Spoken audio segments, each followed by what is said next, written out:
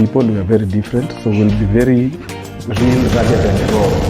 We bought a half acre with grand acres, and that's a mistake we are never doing again. Let me just tell you guys. Yeah, moving forward, we'll be buying whole acres and above. Because it's amazing! It's amazing! My God! The process has been A1, and we have everything that someone needs to get as soon as they finish buying land. Ama unafikiria aje Bi Mkuru? Kabisa. Yaani hata sina words za kuongezea. It's been a smooth sailing journey. Exactly. Good. Yes. Hapo sawa. Unajua hiyo story? My name is Abel Mutua. Stephanie Mumbwa. Judy Nyawera. And we are land in Kenya!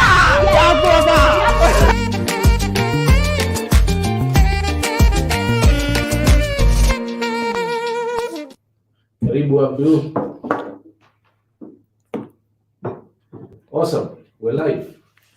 Hi everyone. Good evening. What's the date today? 14th of September, Thursday, 2023. Good to see you all joining. Karibuni nyote. My name is Solomon Wangwe, founder, Managing Director of Goshen Acquisitions Limited and its wholly owned subsidiary, Grand Acres, the most transparent and most trustworthy land sellers in Kenya. In case I am a stranger to you, welcome. Thank you for tuning in. It's now 7:04. We've started about 2 hours behind schedule.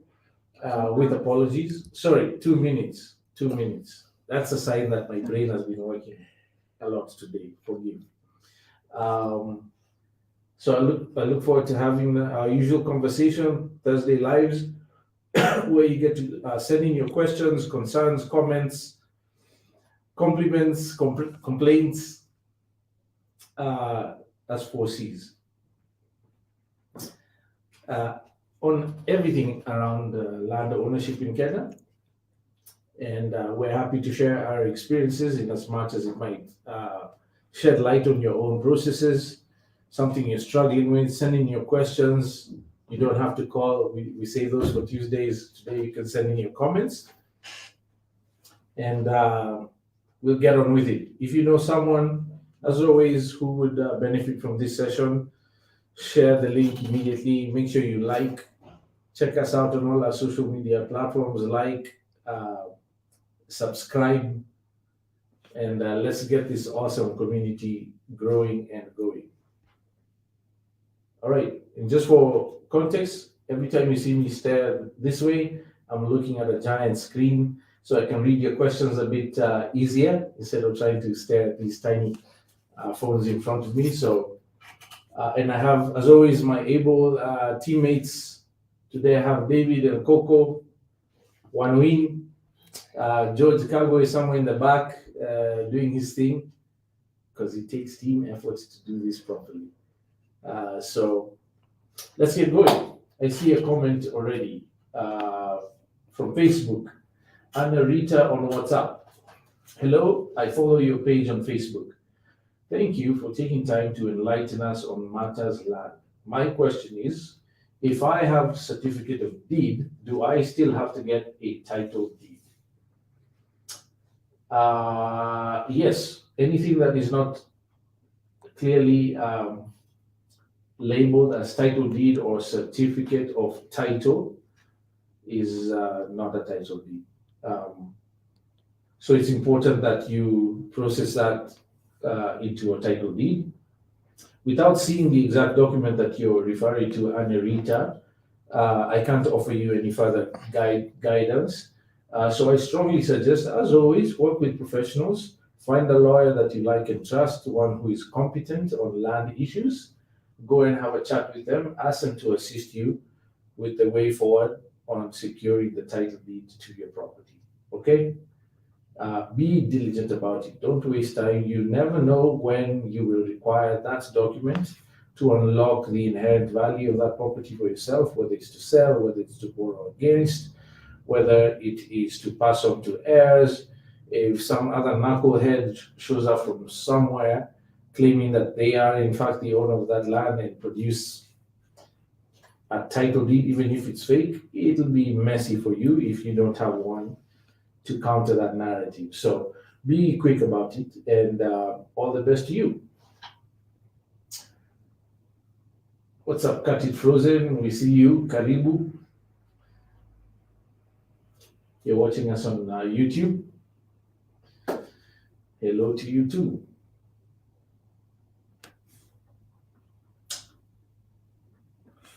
Abdul Fattah, I see your comment on Instagram. I hope my last question on Tuesday is the first today. Well, we actually recorded our answer to your question, Abdul Fattah, which you will find on our social media handle. When is it going up? Tomorrow. Tomorrow. And also a personalized message to you. Yes, as well as a personalized message to you, a future land baron. So look out for that. Okay. We didn't forget. We actually worked on that for you. So please look out for that. If you have any other follow-ups to that, please feel free to reach out. Happy to engage. And Abdul Fattah is in Mombasa. How much of beachfront land can one own? This question is from Cut It Frozen, watching us on YouTube. How much of beachfront land can one own? Can you own into the water? The answer is no, you cannot own into the water because there's a buffer, riparian buffer, stipulated, I believe, by the National Environmental Management Authority, NEMA, as well as WARMA probably, especially in areas where you have rivers, sort of dumping water into the ocean, like you will find in Malindi with the Sabaki and so on. The minimum, I think the smallest buffer along a Kenyan coast is 60 meters. In some areas, it's much bigger. By virtue of that, you cannot own land into the water, except, of course, at the water seasonal cycles as the moon does its thing around the planet. I'm sure you guys remember that from your science classes, when the high tide comes in and so on. It's unusual that the water will actually get to your property. That's one of the reasons they have such a big buffer, is to allow enough room for the ebb and flow of the ocean water or the seas shoreline to handle the high tide and the low tide. So yeah, simple answer, no. I know what's happening in parts of the coast, especially in Malindi. The waterline has receded significantly over the years, and I'm not sure exactly why that is. So I'll give you an example. We actually went and scouted for a property down in Malindi last year. We were looking, I think it was a 10-acre block of land, or 12-acre block of land, beachfronting. But because the waterline, the high water mark, had receded so significantly over the years, there was actually an almost equal sized beach area that was now dry in front of this particular plot of land. And a lot of people in that instance are presuming that they own all the land in front of them as the waterline recedes and marketing that as extra value. Not the case. High water marks, no matter how far they recede, will usually come back. And so it's something you want to be keen about. If in doubt, have NEMA come and point out to you exactly what your high water mark is versus your specific boundary. Licensed surveyors can also do that for you. They'll look at the deed map and the deed plan for your specific plot of land, because coastal properties tend to be leasehold on the beachfront. Okay, beachfronts tend to be leasehold, rarely are they freehold. And they can sort that out for you. So don't take any chances, stay on your side of the boundary and you're good to go.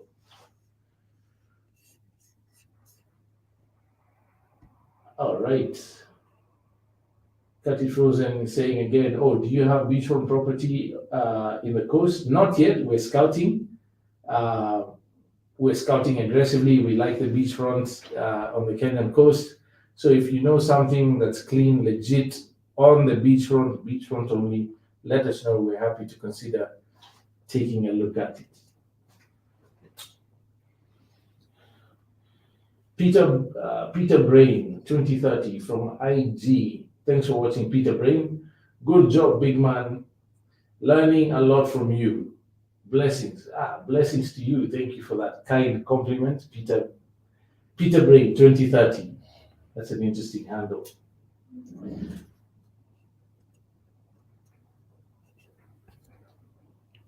Abdul Fatah, I see you. Blessed evening to you too.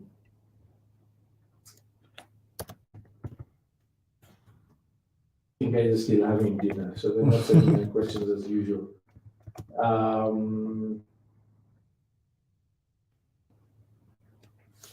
So that's IG and Facebook and YouTube, right?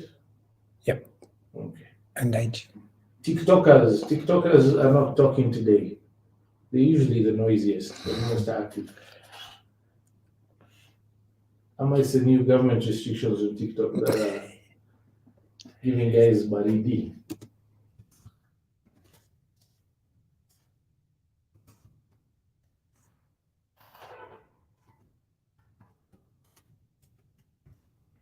Leah Kamau, I see you. Thank you for joining. You're on Instagram. I see another question from Abdul Fatah. Is real estate in Kenya only limited in land selling and collecting rents? Not sure what you mean by that question, Abdul Fatah. Do you mind offering further clarity so I can answer you appropriately? Frederick Owiti, I see you, good sir. Thank you for your comment. Blessed evening to you too.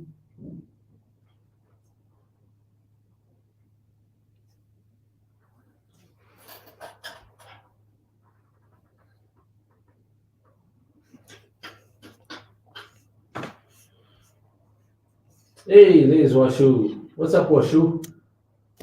Good to have you back. Hey, these days you get home early, huh? We're happy that you get to join our live sessions. Karibu sana.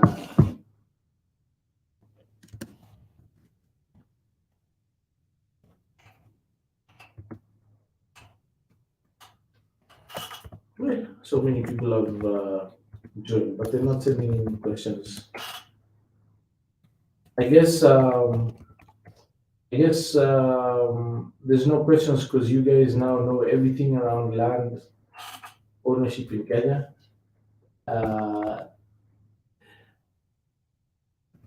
If you don't, please say something. The session today is for you. Send your questions.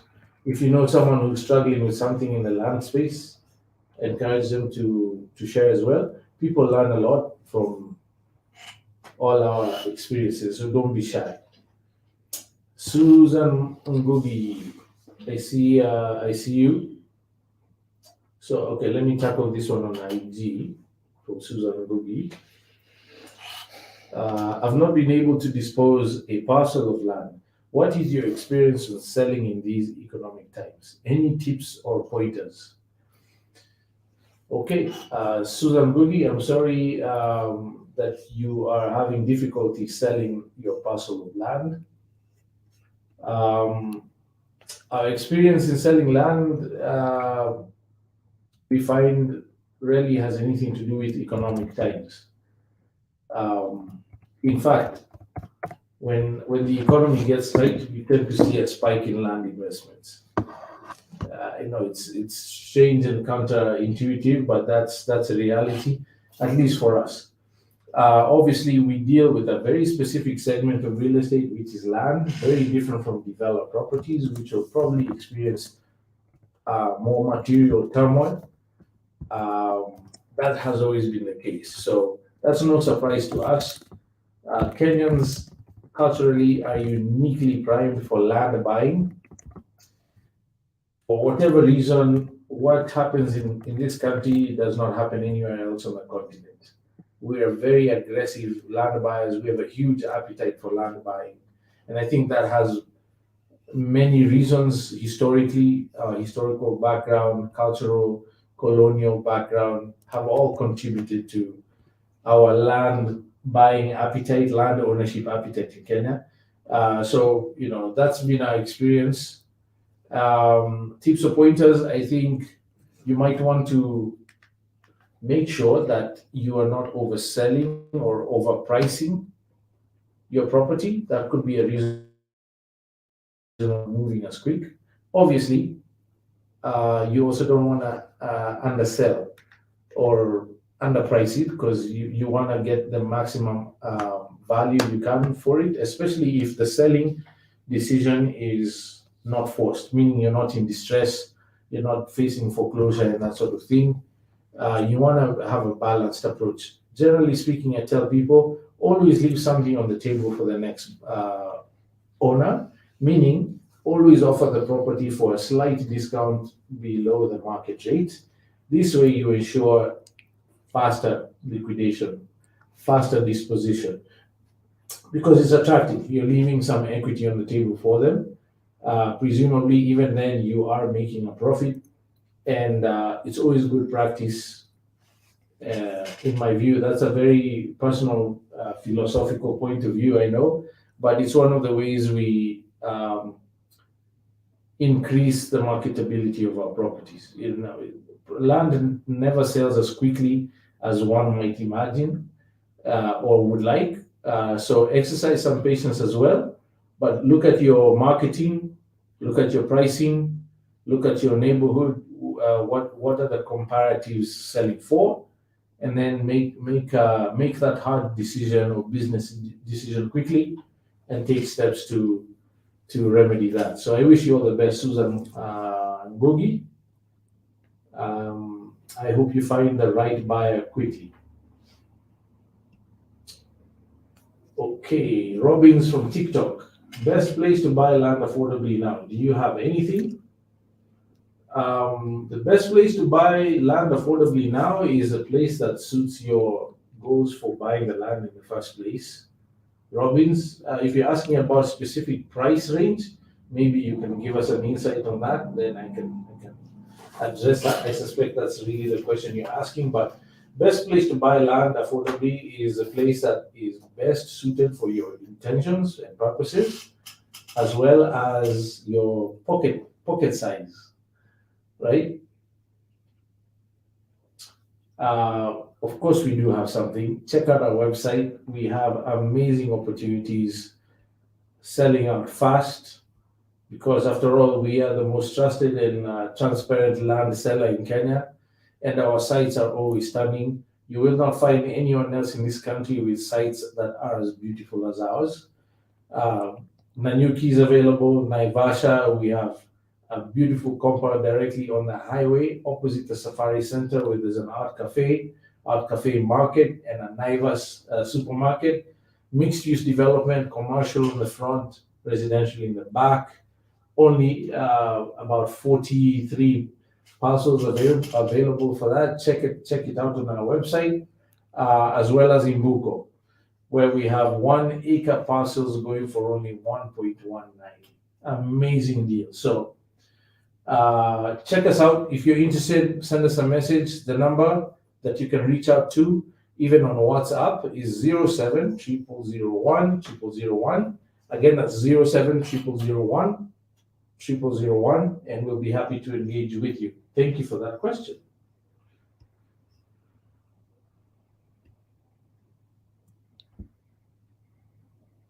Yeah, we've already seen that one from Abdul Fattah. Oh, okay. So I guess he clarified, right? Apart from selling land and collecting rent, what are other forms of real estate? Selling land and collecting rent. Well, obviously, Abdul Fattah, there's the developed space, the built environment, which includes homes. That's over and above the land, right? Homes, apartment units, apartment blocks, commercial spaces like malls, strip malls, warehouses, plenty of subsectors in the real estate space in terms of other forms of real estate. But there's lots to do. You can also lease the land instead of selling, buy large blocks of land. A few years ago, I met a gentleman, Italian gentleman, who owns an unbelievably large block of land in Naivasha. I think he's part of Marura Farms is the name, across the road from the Delameres. He had a very interesting concept going where he subdivided all his land into 197 acre blocks. Right? 197. Why 197? I'm not sure, but that was the size, 197 acres, fully fenced. Each one came with good, well-maintained access roads, power connection, borehole, and a pivot irrigator installed, and storage facilities for your use within the compound. And what he was doing is he was leasing these blocks of land to farmers. All sorts of farming enterprises, including those who export vegetables to Europe, use his land. They lease the land from him. And at the time, I think this was probably 2015, I would say, or 2016 would be the latest. He was leasing each block of land for 8 million shillings a year. Sounds like a lot of money, right? 8 million shillings a year. I met one of his tenants who was renting one of these blocks of land, and they were exporting vegetables to Europe. Very well-known company. I won't mention them without their permission, but this gentleman told me, and because I was having this conversation with them at a wedding, bumped into them at a wedding, we're having this conversation, and I lamented about the price of the 197 acre block because I was looking to do a bit of farming at the time. And he said, well, it sounds like a lot, but we do 300 million shillings a year in export sales from leasing the land for 8 million. So 8 million was a small cost.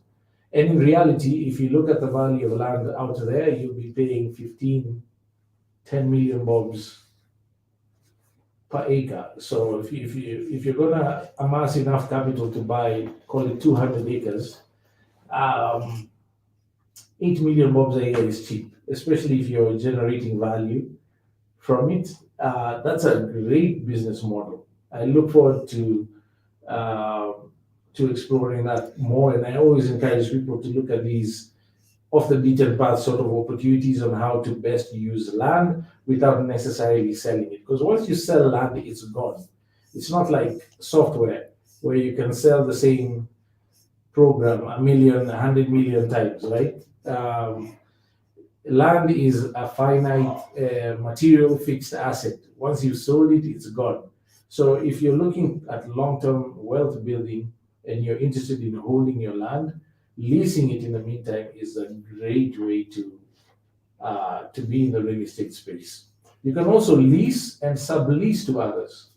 Okay, lease the land instead of buying it, put in enough value that it's attractive for someone to lease it from you, and hopefully you make a margin in between, and Bob's your uncle, right? So ideas are endless. People are doing amazing things. So I hope I've covered your question, sir. Thank you for that. Okay, Pete from WhatsApp. Good evening, Solo and the team. Pete, you're now a regular viewer here. Really appreciate your consistent, generous giving back here and great informed insights. I was recently approached last week to buy land in Tana River County, Hurara, place called Hurara, I suppose, about 80 kilometers from Malindi town. Apparently, there are no titles, but the land is subdivided into 15-acre blocks allocated by the local wazee. The land is forest land that you buy and clear, then construct a home on Madhouse, Mabati, or ... What does it continue saying? Do we have the rest of it? It's up there. The rest of the question. Sorry, Pete, we're trying to scroll down and finish reading your question. Okay, to indicate ownership. Apparently, titles are in the process. Is that the one? Do you know anything about this kind of arrangement? Secondly, is such land safe to purchase? Okay, I have heard of those blocks of land up there in Tana River. I've actually been meaning to go and take a look. I did spend a little bit of time a little bit north of Malindi, a place called Baricho,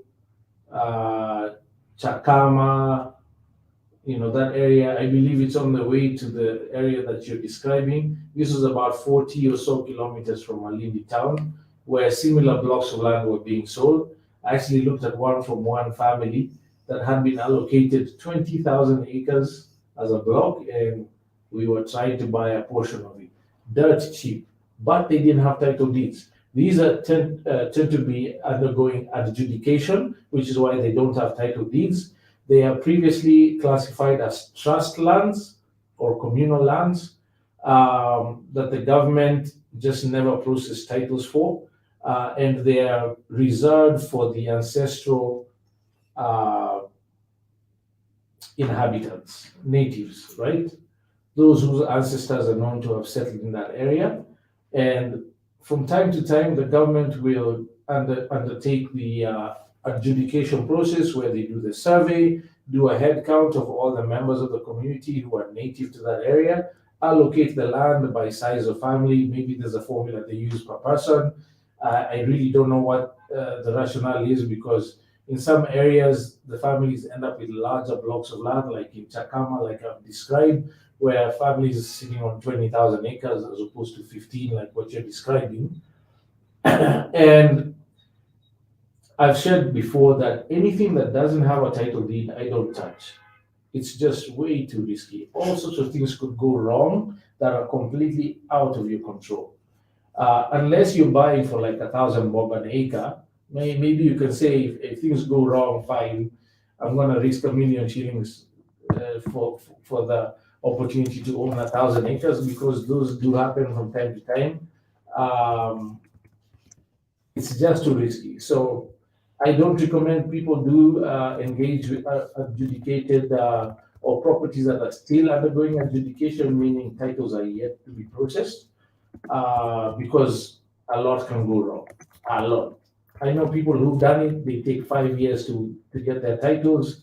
In the meantime, the family is selling the same block of land to 10 other people, because it's virtually impossible for you to do a search. There is no title to do a search on, especially when the government adjudication officers and the local authorities and the families themselves collude to misrepresent facts for financial gain. Disastrous. Okay, that's why I recommend that you stay away. Secondly, is such land safe to purchase? I guess the answer is no. Not safe at all. High risk, could be very rewarding. I know friends, this is how I ended up looking in Chakama. I knew people who were buying land for 3,000 shillings an acre. They were buying 2,000 acres at the time. Very interesting and enticing, right? But they took 4 or 5 years to get their title deeds. And it's not something you want to do lightly, okay? Apologies to those on Instagram. We seem to be having some sort of issue, and we're trying to reset. So please do bear with us. But thank you for that question, Pete. We enjoy your questions. They're very well thought out. Okay. What other question can we tackle? Kui Gitonga from IG. Hi, Kui. Thank you for tuning in. Please expound on adverse possession. This seems to be a very popular question. We get one almost every 2 weeks, right? Adverse possession. What does that mean? Adverse possession is a terminology typically. You guys okay? Are we good? Yeah. Is it live?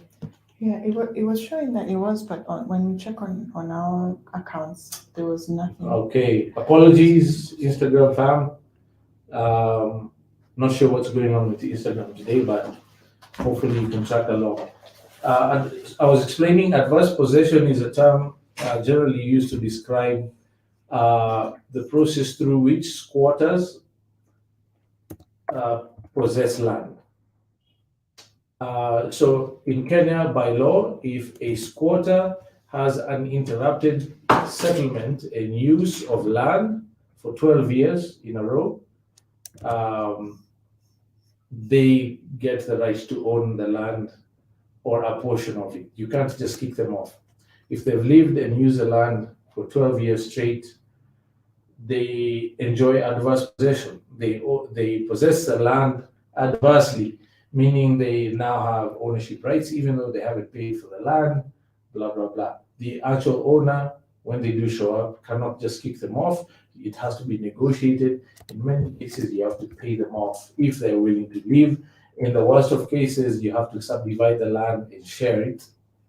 Okay, happens a lot at the coast, especially for good reason. Coastal properties are very lucrative, in high demand, and I've even heard of cartels, rings of corrupt individuals and politicians and law enforcement officers who will collude to move squatters from one land to the other for the specific purpose of claiming adverse ownership. Some even go as far as constructing makeshift grave sites to make the case that they were born there, that was their father's grave, blah, blah, blah. It's nasty. So how do you avoid this situation? Your land getting adversely possessed? Use the site. Have someone there, a caretaker. Even if you're not paying them, give them permission in writing to live there and take care of the land for you. They don't have to pay you rent even. If you can make them pay something small, even if it's 100 bob a month, whatever, let them be there, have presence. Fencing is a great way to start because that tends to keep people away.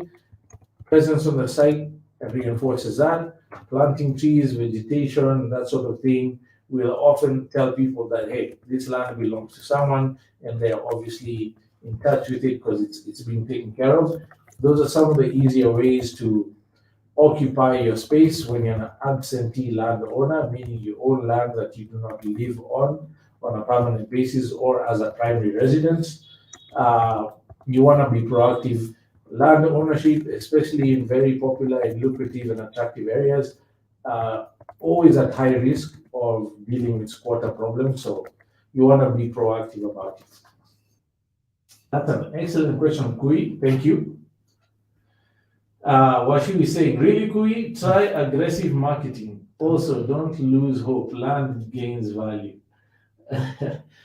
Washu is right, although I think she's responding to a different interpretation of Kui's question. Yeah. From what's up? I'm not sure who that is. Question reads, I watched a video from your company's YouTube channel about foreigners owning land in Kenya. I plan to acquire land in a remote location for an off-grid and homestead life. How possible is this as a foreigner? It is absolutely possible, except if the land is freehold at the time that you're considering its purchase, you cannot legally be registered as its owner of record. Because in Kenya, the constitution restricts ownership of freehold land only to Kenyan citizens, okay? Whether born natural citizens or naturalized, meaning you immigrated from somewhere, you obtained permanent residency and became a citizen, only way you can own freehold land in Kenya. There's no ands, ifs, or buts about it. However, if it is freehold at the time that you're considering purchasing it, there is a process that you can undertake for change of tenure, meaning conversion from freehold to leasehold, because the same constitution guarantees complete ownership even to foreigners as long as it's a leasehold. Generally, they are 99-year leases, renewable. You have the exact same ownership rights and privileges as a freehold landowner, except that you have to renew your ownership every 99 years. Okay, that's the only difference. And that way you can own the land legally as a foreign national. You can borrow against it. You can sell it. Even you could do whatever you want to do with it. So make sure you follow due process. No shortcuts. Pay for the process. It costs a little bit of money. Generally, about 300,000 shillings is what we have found. We have to spend 250,000 to 300,000 Kenyan shillings to do the change of tenure, because it is regulated by a very specific set of laws and procedures, and you can get it done right. So it is absolutely possible. Just do it the right way, and all the best to you. Next question. How much time do we have? It's 7:38, so we got 22 minutes remaining. Sichangi and Associates Advocates. Hey, we are a firm of advocates. We follow you relentlessly. We are amazed by your insights and mastery of laws relating to property. Wow. Continue sensitizing the people, especially on the role of advocates in the entire process. What a compliment. Thank you, Sichangi and Associates Advocates. I am encouraged by that, especially coming from an actual lawyer. We're not lawyers, we just share our experiences dealing with land, which is a heavily legal process. And yes, we always insist, step number 6 on our checklist, hire a licensed advocate of the High Court of Kenya to help you. Don't try and do it on your own. And on that note, you should check out Sichangi and Associates. I'm sure they have a website. Do your DD on them. It's in our checklist as well. Ask them for their LSK license number and certificate for the year. Tell them what you need, and get it done right, guys. There's a reason they go to school for as long as they do. There's a reason they do pupillage after school. There's a reason they have to sit the bar exam before they get licensed to practice. So don't try and do it on your own. It's just downright disrespectful to all our learned friends, right? And that's a great way to guarantee that you find yourself in problems. All right.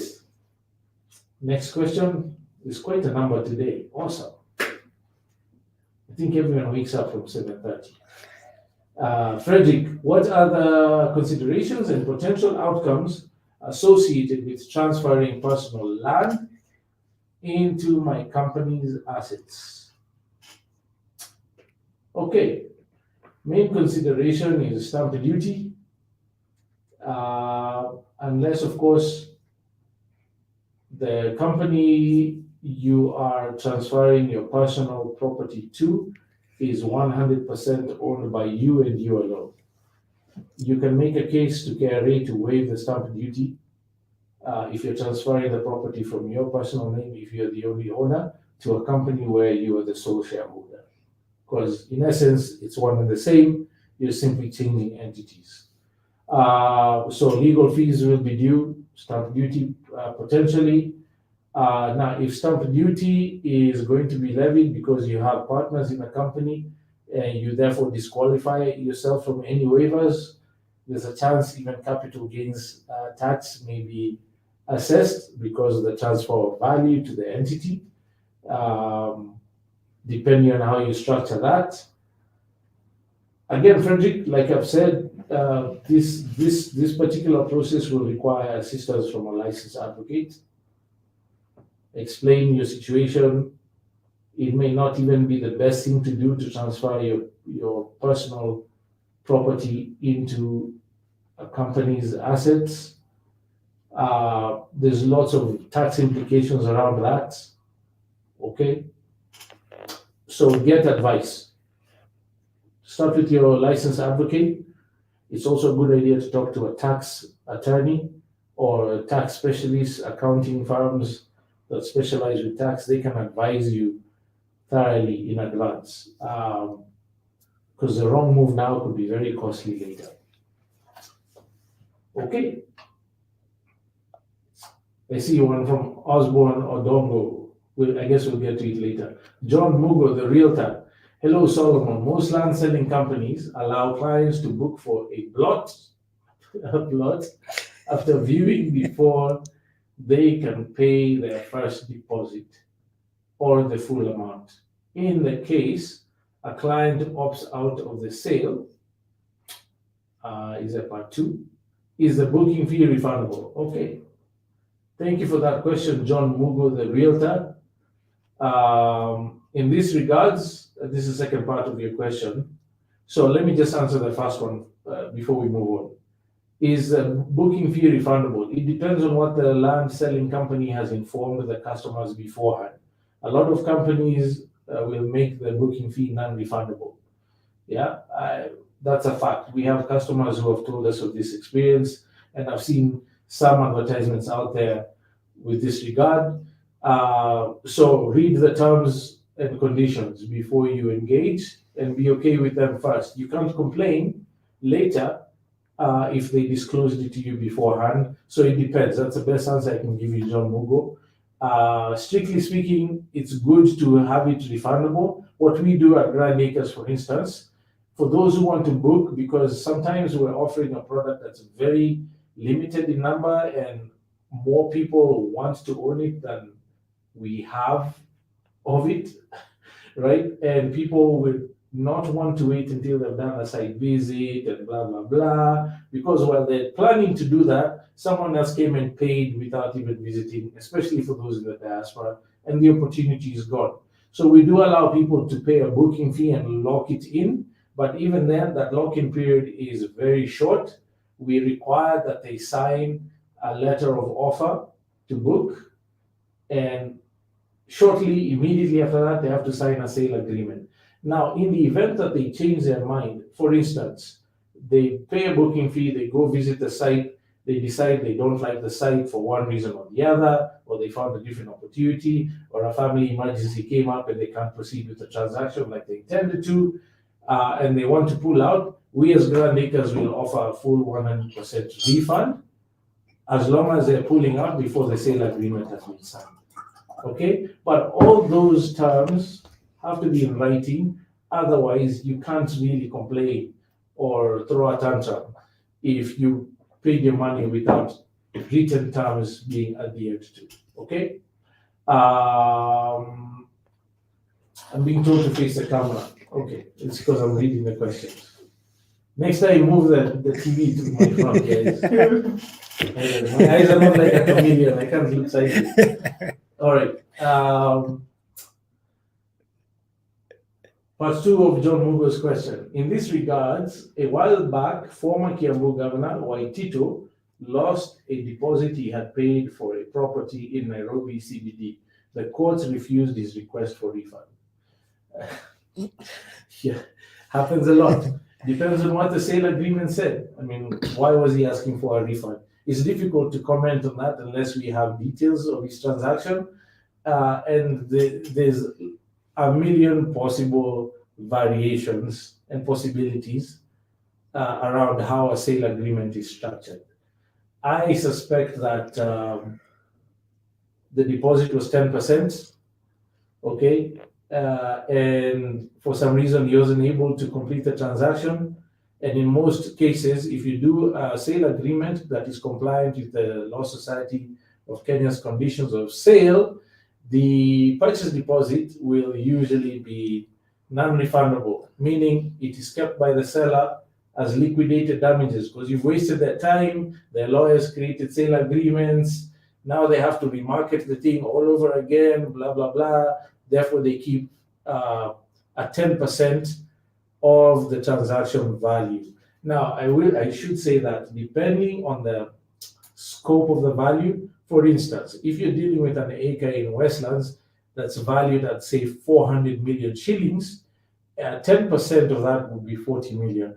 Because of the size of that transaction, it is general practice that the liquidated damages will not be 40 million. But you need to negotiate this before you sign a sale agreement, because whatever you signed off on the sale agreement becomes legally binding, okay? So for larger transactions, negotiate a smaller liquidated damages penalty. Okay, maybe 1%, which is 4 million, as opposed to 40 million against a 400 million shilling transaction. Okay, so there's rationale around these numbers, but you have to deal with them in advance. You can't complain after the fact. Another reason you want to work with licensed advocates to help you. Don't try to be a jack of all trades. Like I've said, there's a reason they are forced to go to law school for 4 years, do pupillage, and then sit a bar exam. It's not for nothing. And then after that, they have to get licensed. So use them and get your stuff structured right. Okay. I see your comment was show similar to laws in the US, but one needs to live in your home for a year, then you can never kick them out. Mandatory sharing away your home by law. That is nuts. Imagine you live in someone's house for a year only, and sasa ni yake. That's Washu. She lives in LA, and she's saying similar to squatter laws in the US. This is in regards to the earlier question of squatters. Don't start buying tickets to go to US to find empty houses. Already planned. You're joking with Kenyans. Kenyans, we take those things seriously. Okay, John from Facebook says, TikTok. oh, from TikTok, John, investment strategies from TikTok. Okay, are you familiar with the settlement trust fund? And can settlement land still owe the trust fund? Okay, I am not very conversant with that, John, but that is homework for me. I'm going to have a conversation with our legal advisors and see what they say. And we can reach out to John. We know how to reach out to John's handle. And we can even post a video answering this question.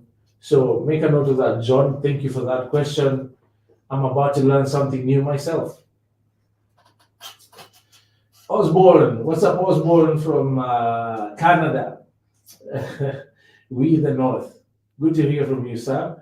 Once someone gets all requisite documents to prove ownership of a piece of land, do they need permits from respective county governments to fence, plant trees, etc.?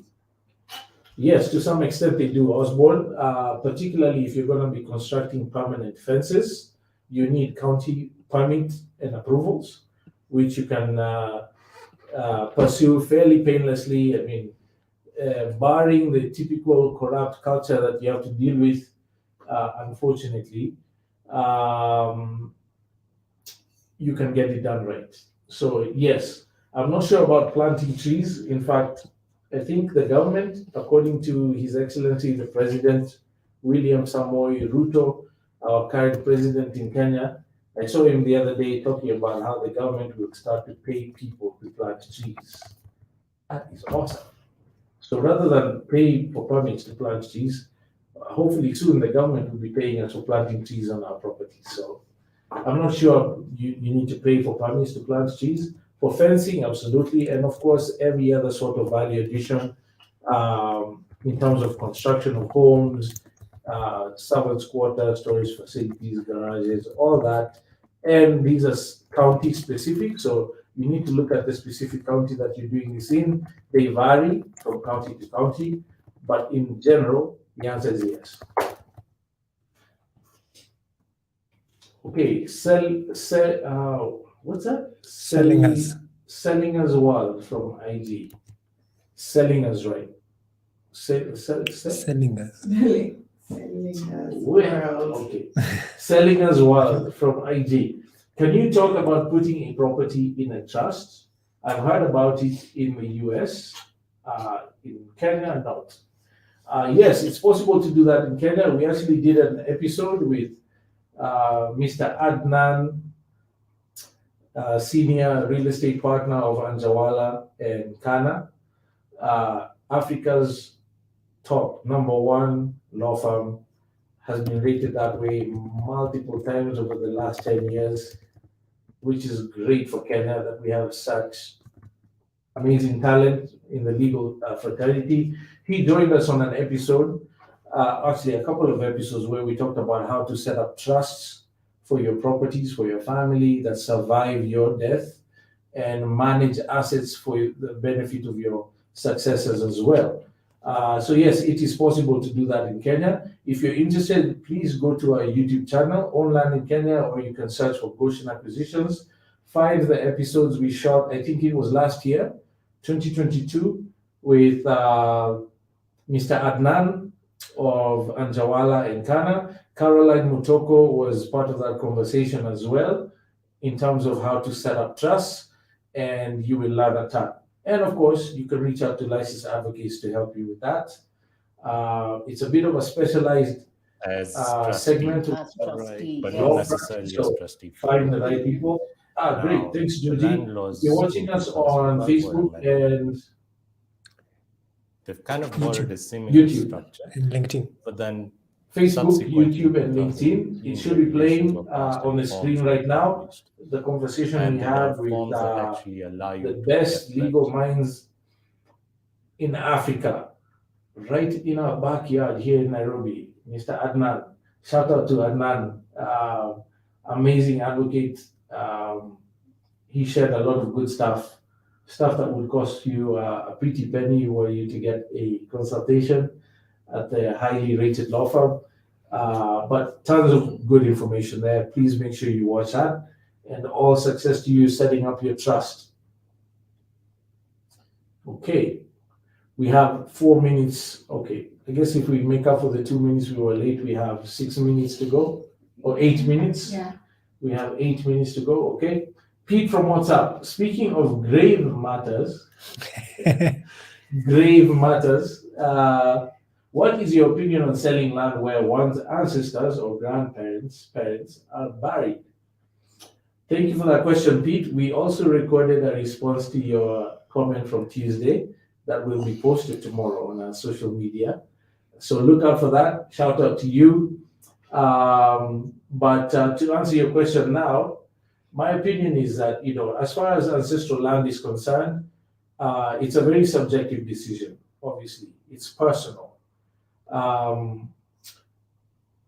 I don't think anyone can mandate for people what to do with their ancestral lands because it depends on the circumstances.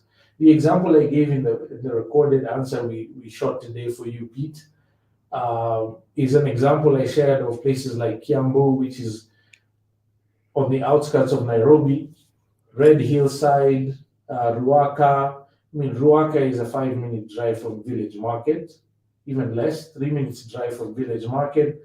But not too long ago, that was rural. Those were people's ancestral homes. Now there's a giant mall there, Two Rivers, one of the biggest malls on the African continent. The price of land on that side is in the millions of dollars per acre. Would it make sense for the family that has a few grave sites on, say, a 3-acre block of land there?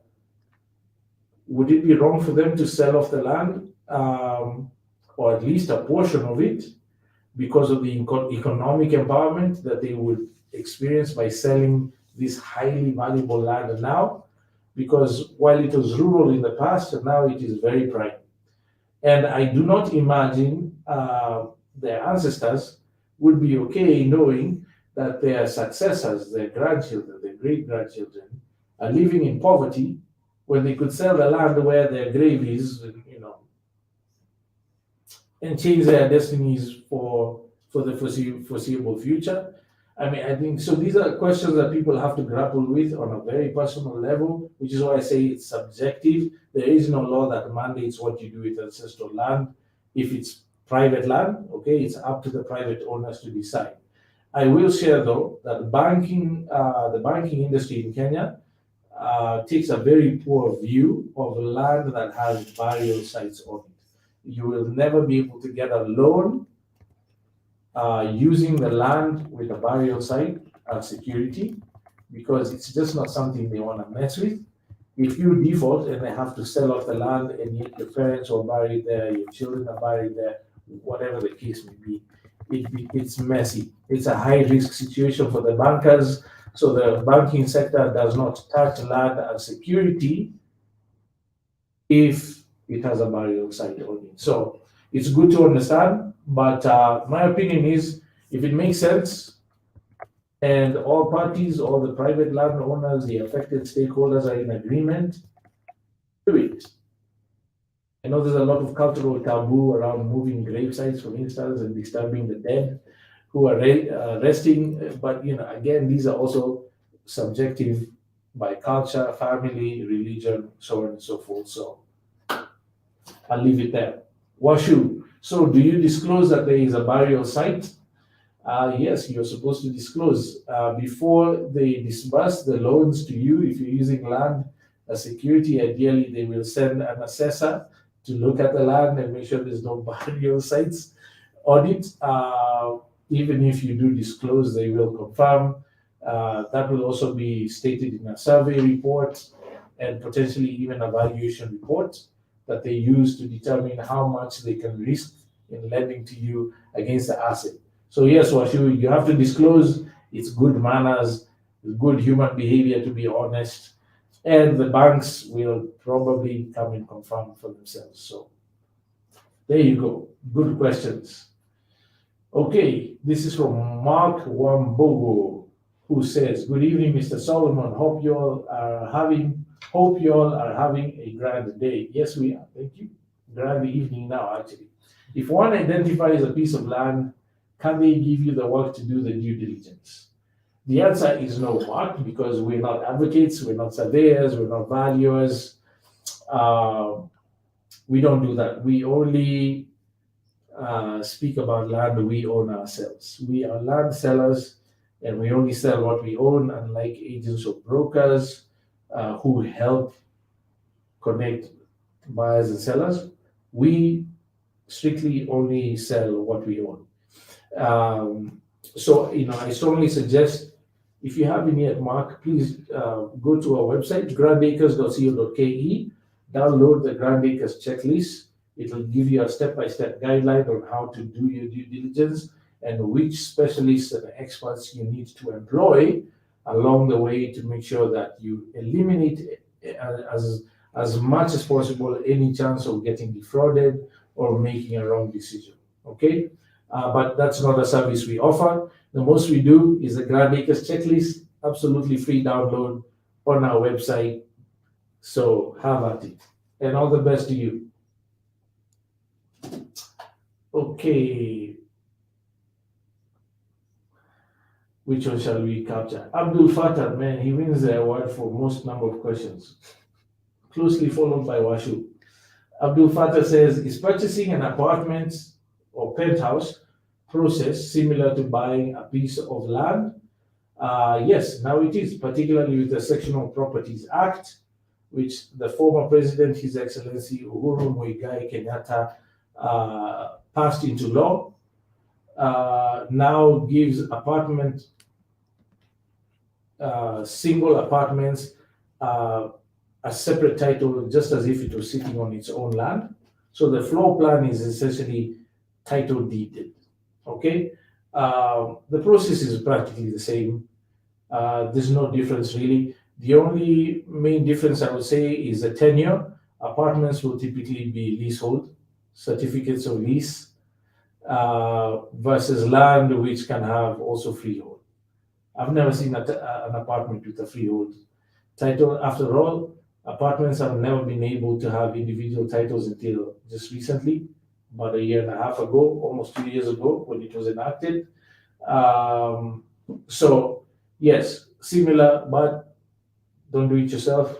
Get a licensed advocate to the High Court of Kenya to help you, because how you do your due diligence, particularly with survey and that sort of thing, is very specific to the built environment versus land.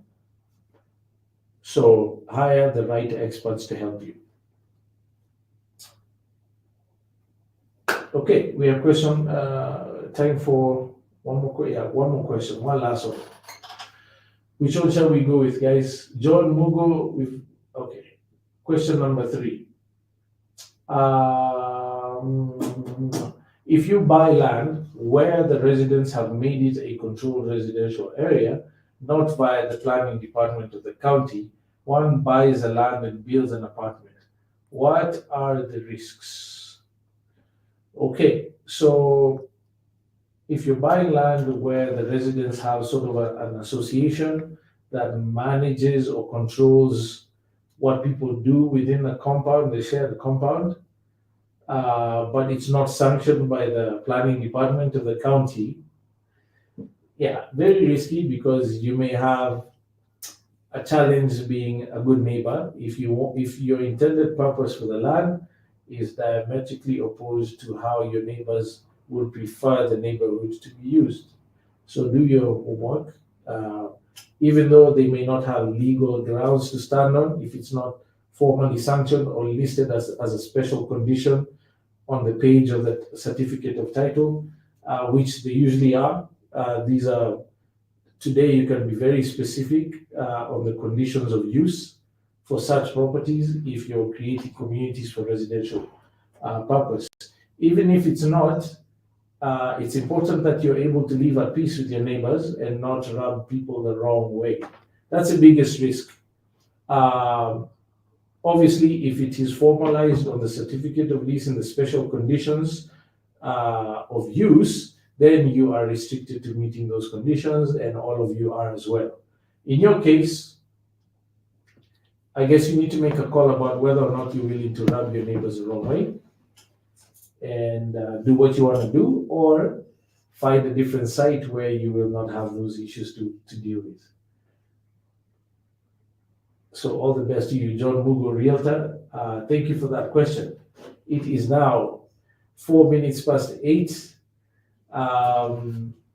I want to say a big thank you to you all for making time to join us. As always, great participation today. So humbled that you guys would make time to have these conversations. I hope you've all learned something. I certainly am about to, with that other question that we're going to follow up on. And I look forward to the next session on Tuesday of next week, where you get to call in live or send in voice notes that we play live for everyone's benefit. So if you know someone who could benefit from this, if you're enjoying it, make sure you like and subscribe, share to them, and invite them so that we can grow this amazing community. For now, I wish you all a blessed evening and grand acres to you all.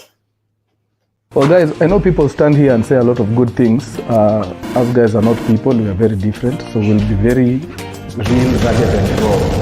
We bought a half acre with grand acres, and that's a mistake we are never doing again. Let me just tell you guys. Yeah, moving forward, we'll be buying whole acres and above. Because it's amazing! It's amazing! My God! The process has been A1, and we have everything that someone needs to get as soon as they finish buying land. Ama unafikiria aje Bi Mkuru? Kabisa. Sindio? Yani hata sina words za kuongezea. Bas. It's been Smooth sailing journey. exactly. Good. Thank you, Mungu. Bas. Yes. Hapo sawa. Unajua hiyo story? My name is Abel Mutua. Stephanie Mumbwa. Judy Nyawera. And we are land in